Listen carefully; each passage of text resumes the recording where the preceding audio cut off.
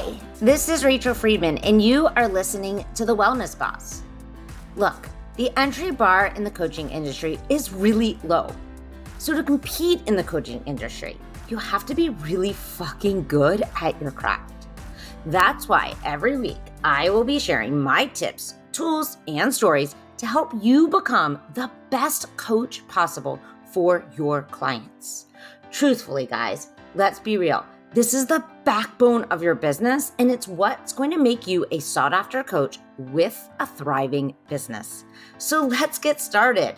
Hello, everyone, and welcome back to The Wellness Boss. I'm excited to have my dear friend, peer, fellow coach, all the titles here on the podcast with me today, Elizabeth Lyons. Elizabeth is a book writing coach, so she will help you pull all of those ideas out of you, get them out on paper, and then help you with the whole entire process, from what I understand.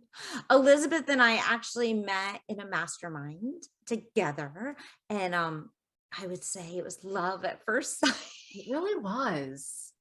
Just connected in such an amazing way, and and have built a really beautiful friendship, even though we live across the country from each other, but we have our regular dates just through Zoom, which thank God for Zoom, right? I mean, got to start writing that on my appreciation list. So anyways, I'm super excited to have her here. Today, we're going to talk all about taking bold action, even when you A, don't feel like it, and B, have anxiety. And that one, you don't have to get rid of the anxiety to take the bold action. So Elizabeth actually created 25 days of bold moves. And I, of course, jumped on the bandwagon with her to do it. So you should totally jump on the bandwagon too. But I think we were just talking before the podcast. And it's free. And it's free. Yes, and it's free. One of the misconceptions is that you have to be, how would you say it, Elizabeth? Like on your game all the time to take bold action all the time. And it's just fucking not true. It's absolutely fucking not true, to use your beautifully crafted words. Beautifully crafted words. Yes. If you've never listened to me before, and you have children in the car and you don't like them to hear swear words, you probably they just heard two, but yeah, they probably should just know that they should just turn this off right now. Yeah, if pause it and come back to it later, because we do love that word. Yeah, like this is one of my favorite topics, because over the years I have had so many people, and you and I have talked about this because you have too. I have had so many people say to me, well, of course you did that, Elizabeth. Like you just, whatever you say you're going to do, you just do it. And you're a woman of action and you don't let any grass grow under your feet. I don't even think you sleep. And it's like, if you only knew, number one, how much I love sleep. Like sleep is a non-negotiable. 8 hours is like, that's the bare minimum. Yeah, I love sleep. Agreed.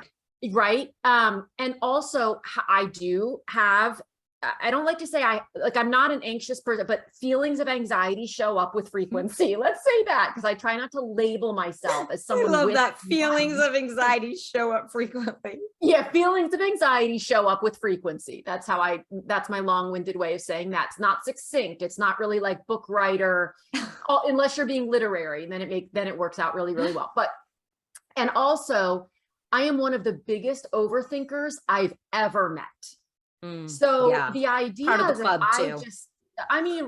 Right. And I think that's so when I meet people who I admire or enjoy or anything like that, and then I make assumptions about the ease with which they do things, and then I learn that it's not always easy. It's a wonderful thing for me, because then I think, and this is why books are so great, because it's like, oh, well, then maybe I can do it too. So oh my gosh, overthinking is my best 10% agree. Yeah. So Elizabeth, tell them a little bit about what inspired you to create this challenge. Well, I was thinking about the fact, I was talking to somebody about big moves, bold moves, however you want to say it. And I started to think in that moment about the fact, so I'm a little bit of a dichotomy, or I think that's the right word, half a cup of coffee. And where on the one hand, I'll overthink the smallest decision for a month. And then on the other hand, I will dive into a huge decision with seemingly nary a thought. Like these two things coexist sometimes for me. This was one of the times when I just dove into something without really thinking about it. So we were talking about bold moves, and I was thinking about for a second the fact that I hadn't really made any in a while, and I started to contemplate, like, why is that? And I don't know that I ever came up with a concrete reason other than I just didn't make it a conscious decision to, and it doesn't mean I hadn't made any. It was just, so I started to think about maybe other people haven't either. I'm a huge believer in going first. And so I thought, well, if you want to encourage other people or show other people what's possible, don't just tell them what you've done, show them what you're doing. So I thought, I'm going to just create 25 days of bold moves, and I'm going to take a bold move every day, and I'm going to encourage other people to take the same bold move, but I'm going to be very clear that what's bold for me may not be bold for you, and what's bold for you may not be bold for me. So if I propose a bold move and you think that's simple, come up with something else, right? It's just all about showing yourself. It's not about 25 days of money making. It's not about 25 days of record breaking. It's not about any of that. It's really, for me anyway, showing yourself that things aren't usually as big of a deal as we make them out to be.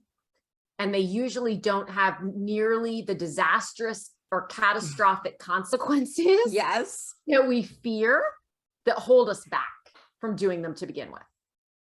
Oh, so good. So I'm curious, so many questions in my head just came up, but tell us about one of the bold moves that you've done in the last 25 days that's just taught you maybe more than you could have ever imagined. Okay, so one of them, and I want to preface this by saying that we're not eat, pray, loving our way through the bold moves, meaning what I'm about to tell you is a significant thing that I did, but all 25 days are not like this. And I'm not suggesting for 1 second that everyone can do any of the, okay. So I booked a one-way ticket to LA. So I live in Phoenix, and I got an opportunity to attend a networking event in LA. And I, in about 18 hours, booked a one-way ticket. I knew I had a ride back. So I booked this ticket. And the reason that this was significant for me was that I am not a great flyer or airport person right now. I don't know that I've ever been, but I kind of got used to it for a while. Yeah. And I, with the pandemic and everything, I just haven't traveled as much. And I know that flights are being canceled ad nauseum. People are acting like idiots and having to be duct taped to their chairs. Like, all these things are going on that trigger my anxiety. So flights are being delayed and people are stuck in airports for however long, but I just booked it. And I had some ducks in a row, some of the ducks. And I thought, well, I'm going to go and I'm going to deal. And whatever happens, I'm just going to see it as an opportunity for my own growth, for my own perspective shifting. And I'm going to trust that no matter what happens, I can deal with it. And the funny, not everything went according to plan on the trip, for sure. But number one, I dealt with it. The craziest thing is that the most beautiful thing, really, is that the thing I was the most nervous about, which was, the airport, the idiots on the plane, spending 3 hours at security, this all went off without a hitch. I couldn't even believe it. My son had dropped me off at the airport, and I swear to you, before he was even out of the airport area, I was already through security. I texted him and I said, I'm already through security. And he was like, what? I said, yeah, now what do I do? That would I have an hour to never happen in Atlanta. No, FYI. I went right through. Literally, I did not stop, collect $200 passcode, nothing. I went right through. Not only was the flight on time taking off, but we landed 30 minutes early. Finding the Uber at LAX for anyone is a journey. That's a journey that caused me a little bit of like, oh God. But my Uber driver, that was another concern I had. Like, what if my Uber driver thinks that NASCAR was his long lost, like he was destined for NASCAR? What our brains do. Oh, that's what I'm saying. My Uber driver, Sal, was an absolute doll. He had recently been laid off. He was probably in his 70s, had been laid off from Tesla because Tesla had moved to Austin. He had moved here from the country of Georgia 8 years ago. I didn't even want to get out of the car because I was having so much fun talking to him about his experience and his journey and his perspective and all these things. So that was for me a very bold move and a big win. So good. Yes. So how does one, do you feel or believe, navigate taking these bold moves and allowing that anxiety, the worries, the drama our brains serve up? How does one do that? Like, how do you do that? Well, here's the thing. I think that the notion of like, just fucking do it is bullshit. I really do. Now I understand that there needs, at some point you do jump off the cliff, right? You do. At some point we all just have to do it. But one thing I think is really important is to take a minute to acknowledge what in you is feeling, I'm not a fan of pushing through things. I'm a fan of moving through things because I think that's where the lessons come. So acknowledge what it is that you're afraid of, acknowledge what your concerns are, and then take a minute and ask yourself if those things are true. Has that ever happened? So I say things like, I'm afraid we're going to have to duct tape someone to their seat in the airplane. And my friend said to me, have you ever had to do that? I was like, no. Have you ever known of anyone who was on a plane who had no? I mean, I know it's happened, but I've never known of anyone who was on a plane where someone had to be. So it's when you can calm your own self in that way, and then you can flip it. You can flip the what if, which I'm a huge fan of. So instead of like, what if someone has to get duct taped to a chair? What if the flight goes off incredibly? What if I meet someone new, which I did, by the way. I made a beautiful new connection there. Like, what is that? I think that's really interesting. I do think that most people spend more time in the what if, the negative side, everything goes to the shitter, versus the what if everything goes really well. Yeah. Like, it's just not how our human brains are naturally wired. They're of course wired to protect us, to keep us safe. So of course they're looking out for the problems, for the danger. And I think it's our job to remind ourselves to take a moment. Yeah. Yes, you can entertain that. Yes. That's not wrong. But, oh, wait, we can also take a moment and look at all the things that could go well. Yes. And I think too, the realization, I don't want this to sound insensitive because this is something I say to myself. I say, Elizabeth, just get over yourself. Like, you're making this out. I mean, really, what is the worst thing that can happen? Because in all likelihood, literally like 99.924%, it's not going to happen. It's so funny you just said that. I was telling Elizabeth, I was on the phone earlier this morning with one of my closest friends who I hadn't talked to in a long time. And we were talking about anxiety a bit. And she was asking me some questions about it. And I'm like, honestly, one of the things I do with a client is I literally take them to the most ridiculous, like most ridiculous situation. So for example, a client who was having surgery on her rotator cuff. And I took it all the way to the place where they had to take the arm off and attach it to the other side. So she had two arms dangling from the left side. I mean, it's like to the point where, we're laughing because when we do that, it's like, I can't even explain why, but the laughter alone calms us quite a bit.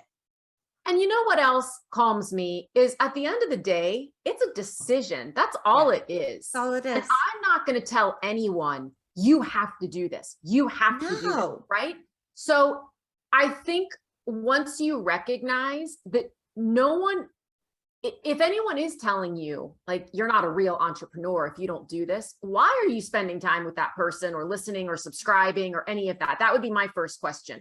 But beyond that, the only person like there's a sense of safety for me that's created from just saying like, I don't have to book this flight. I don't have to get on this plane. It's a choice. It's a choice. And then I suddenly like things relax for me. Like I can physically feel it. And I just go, I think I'm going to do this. Yeah.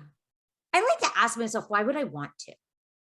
Yes. Like, why do I want to do this? Yes. Like, whatever it is, whether it's book the flight or write the book or sign up for coach training, do the course, whatever it is. Like, I can look at all the reasons why I shouldn't. But as I posted actually the other day, it came to my mind. I don't even know where I heard this or if it just came out of my own brain. I probably heard it from someone else, but like the exact reason why you're terrified to do something is the exact reason why you have to do it. That I subscribe to 150%. Like, and while this may sound super morbid, and I guess I do mean the worst thing that can happen is I die. Yeah. But it's and if I'm dead, we don't know. Right. Not who cares, but like so I totally and completely subscribe to that, agree with it, believe in it. The reason, it's like with book writing, it's like with anything else.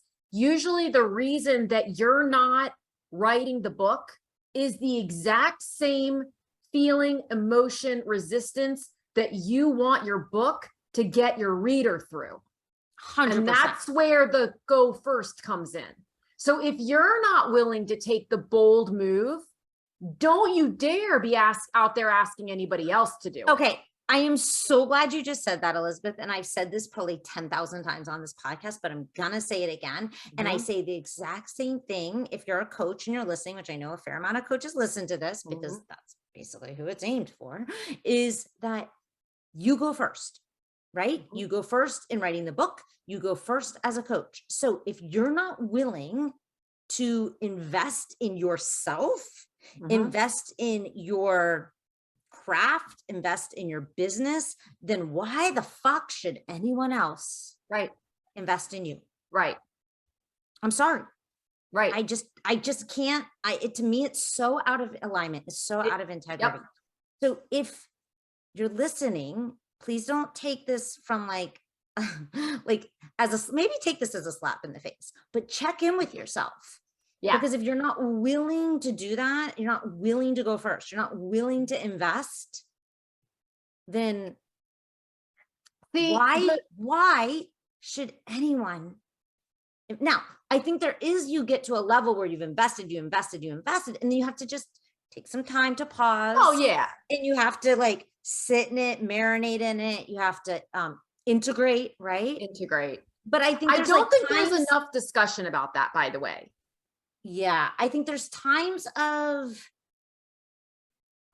like there's the ups and the downs of your, like I say the ups and the downs of your, the waves of your business where like there's times when we invest in it and we fill ourselves up and then we marinate in it and then you go to the next level. But right now I'm talking to the person who's maybe decided they want to coach, right? But they haven't actually invested either in their skills, their craft, or themselves. Those especially, you've got to go first, people. And let me tell you what happens. And I know this from anything that I know because it's happened to me.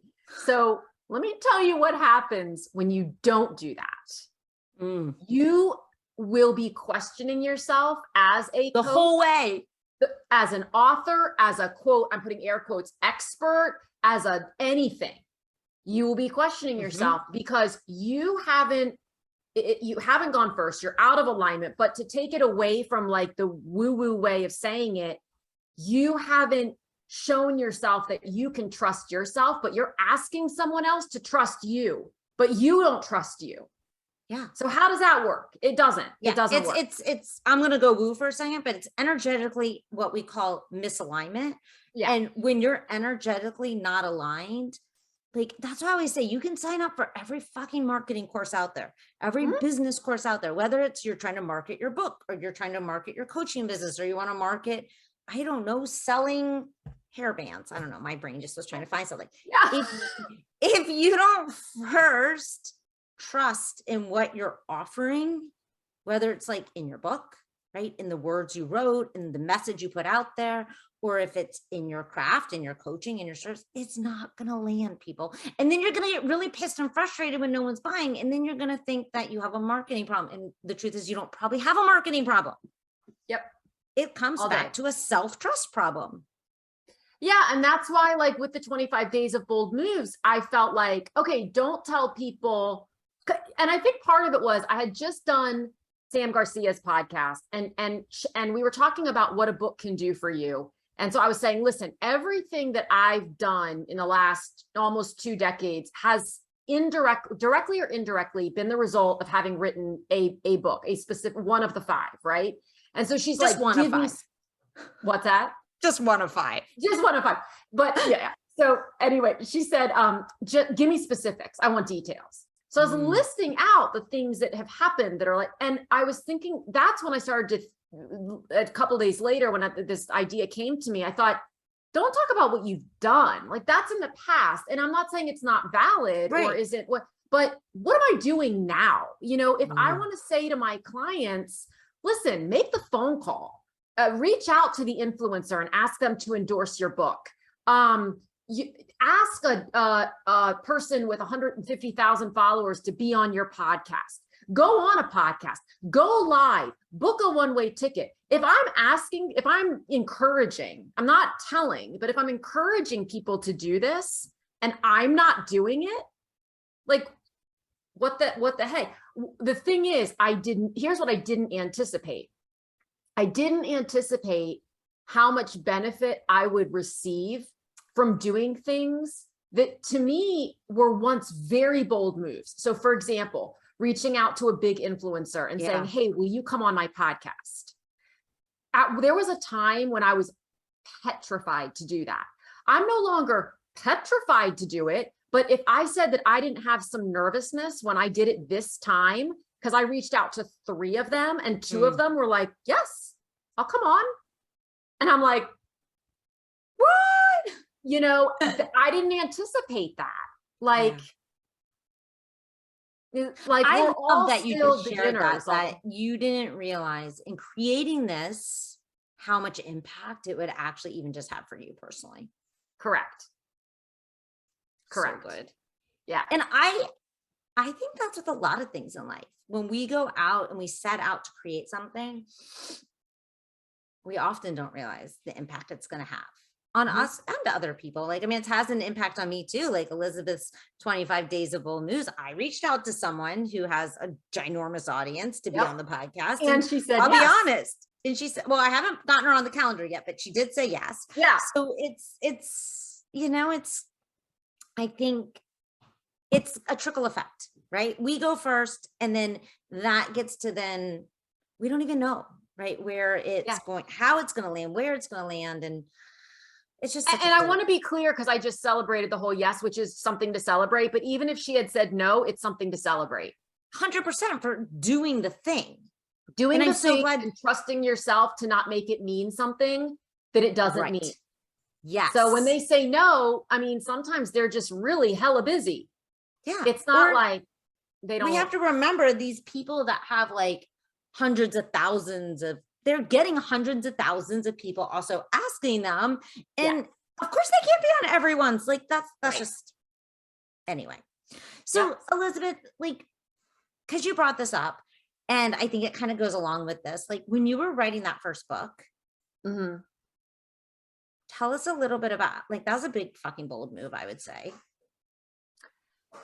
I don't disagree, but I am very honest about the fact that I was so naive at that point. Like I didn't know what I didn't know. And that was actually a huge blessing. And this was in 2002.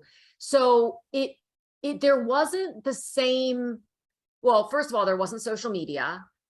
Amazon was barely a thing, if at all. Like, I don't, you know, and so I just looked at it like, I need a creative outlet. I have these really little kids and I wasn't looking at it to make me a lot of money. I wasn't. So the last book I wrote was actually air quotes, scarier than the first book. Interesting. Tell us why. Yeah. Well, I think because one thing that people don't realize about authors is that if you've written a book that's done well or that people have liked, the assumption is that the next book it's easy to write, or you have less angst about it because you've already done something that worked. But what people don't recognize is, in my mind, in the author's mind, you're thinking, can I like, will they like this too? Can I live up to it? Can I live up to this? Right. And I thought it was just me, but the more authors I've talked to, which is lots and lots and lots, it's a common thought, a common fear. So how do you work through that? I think for me anyway, it's about always remembering, number one, what I want to share and why I want to share it. Number two, that other people's reactions, positive or negative, this includes positive, it's lovely. We're human beings. We love to hear like, oh my God, that was amazing. Like, wow, you changed my life. If we're going to give weight to that, we also have to give weight when people say, this was the stupidest thing I've ever read. What a waste of paper and all of my dollars, which I did have someone say once in a review on Amazon, this was a waste of paper about my third book. Now, it was one of my children's teachers who had been let go. So there may have been some personal, but the bottom line is the review is out there, right? And I don't get to comment and say, hey, everybody, this was a personal jab or whatever. Right. So I think that, the other thing is we have to remember, we don't have to do anything. It's important. It's helpful to remember how many people are just not thinking about us at all. Mm-hmm. You put out a book and it's like the majority of people on the planet still have no idea who I am and never will, and will never, and that it's like, yeah, for some reason that brings me comfort. I don't know if that brings other people comfort. That's actually, I think, something that can be super helpful for anyone's listening who's got a coaching business and getting started or trying to get their name out there and who's afraid to post things, even just on Instagram or Facebook. I mean, the truth is 90% of people will never even see what you just put out there, good and bad. Like, you can look at that as positive and negative, but if you're terrified, look at it from the side of, don't worry, very few people are actually even seeing it. Think about how many actual influencers, like legitimate millions of followers, engaged followers, etc., post something that gets all kinds of vitriol and goes viral in a bad way. And within 3 months, no one remembers. No, they're back on their game. They're doing their thing. They've either learned or they haven't. But in most cases, their follower count does not decrease by that much. Yeah. Their engagement rate does not decrease by that much. I don't think their bank account decreases. I mean, it's probably at all. In some cases, it goes up because the virality of the vitriol, I think I just made that up. The viral vitriol, God, I'm loving that. Actually gets more people aware of them. Now, does it get the right people aware of them? Not necessarily, but that's a whole other topic. Yeah. So I think when we have something that we want to say, that we want to help people with, because at the end of the day, when I work with people, it's not about making millions of dollars off your book. It's not about becoming famous. It's not about any of that. It's about a genuine desire to serve someone else, to help someone else based on what I've learned and I've experienced. And I know my perspective isn't right for everybody. And as a coach, like we've talked about this, same exact thing. And so instead of worrying about who you're not right for, think about what you are denying the people who you are right for. Yes. Oh my God. I absolutely love that. So good. Okay.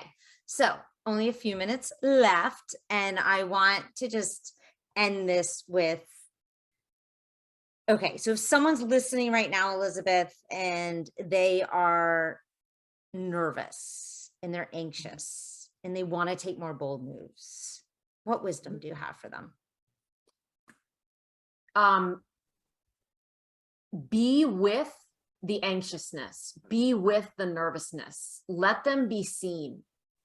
Don't shove them down and say you're not valuable, because you know what, they are valuable. Like they keep you safe. That's right. But also let them know, like, I got you. Have your own back.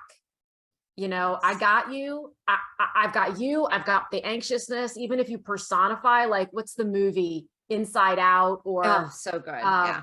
like, even if you make them little fictitious caricatures or cartoons in your head, just reassure them. Like, you can come along for the ride. It's okay. We're going to test this out. And I got you. And I got me. Can have both. You can have both. I And love just that. test it. And like, if you need to just dip your toe in the water, right? I'm not saying that your first bold move, it's a good idea to book a one-way flight to Timbuktu, for God's sake. To dip your toe in, show yourself, show your nervous system, show all your little inside out caricatures. That It'll be okay. It'll be okay. I love that. Yeah. So, okay, where do they find their 25 bold moves so they can start? Yeah. So the best place is probably my Instagram, because in my Instagram, in the bio, there's a link to just sign up right away. Okay. So in your Instagram is Elizabeth. Elizabeth Lyons, author. Elizabeth Lyons, author. I'll make sure it's in the show notes. And if someone is right now been thinking that they want to write a book, where's the best place for them to connect with you? Either Instagram or elizabethlyons.com, which takes you out to all the different resources for that and all the downloads and all the things. Love it. And if you're wanting, just kind of dip your toes a little bit, Elizabeth does have a podcast, right, Elizabeth? I sure do. What's your podcast? Write the Damn Book Already. It's called Write the Damn Book Already. So you can follow her there too. I'll have it all in the show notes. Oh my God, Elizabeth, thank you so much. Thank you. I love chatting with you. You know that. I know. I love you too.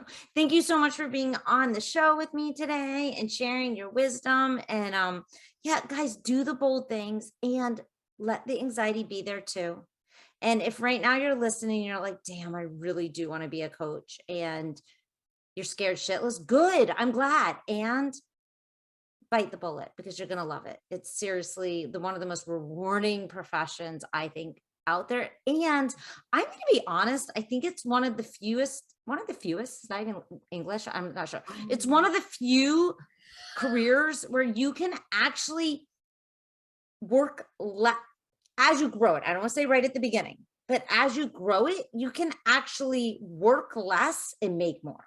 There's very few out there that I think that's actually true for. And this is definitely one of them.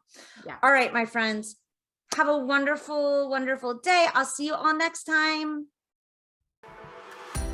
Thanks for listening to this week's episode of The Wellness Boss. If you want to learn more about my work, come visit me at rachelbethcoaching.com. That's Rachel minus the extra A, bethcoaching.com. I hope you have the most fantastic week.